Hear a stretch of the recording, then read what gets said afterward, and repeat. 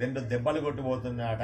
ఆ సమయం లోపల రాజా భటులు అనుకున్నది అవుదా, వీళ్ళు ఎక్కడ దొంగలు, మా ద్రవ్యాన్ని దొంగతనం చేశారు, మమ్మల్నే కొట్టిపోతానని వెంబడిస్తా ఉన్నారు. కానీ దొంగిలించింది సాక్షాత్ భగవంతుడే. ఎవరికి అందకుండా ఆ ద్రవ్యాన్ని తీసుకుని వెళ్ళి ఆ మామాలకు నెత్తి దగ్గర వేసి వెళ్ళిపోయారు.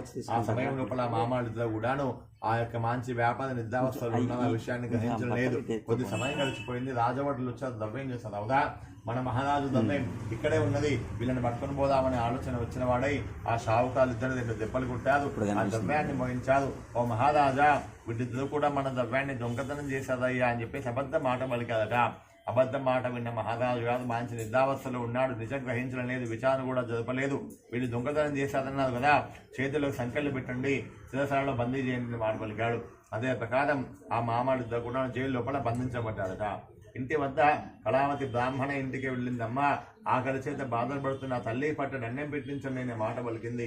ఆ మాట విన్న ఇంటి ఇల్లాలు పలికింది, బిడ్డ కళావతి, నేడు మా ఇంట్లో సత్యసావతం అనే కార్యక్రమం అవుతా ఉంది, నీవి పూజా కార్యక్రమం అయ్యేదాకా వేచి ఉంటే భగవంతుని తీర్థము ప్రసాదంతో పాటు నీకు సరిపడిన దండాన్ని ఇస్తానని మాట పలికిందట. ఆ యొక్క మాట వినగానే ఆ సమయం లోపల కళావతి అక్కడే కూర్చుంది. కళావతి ఆ పూజా కార్యక్రమానికి పూలమాల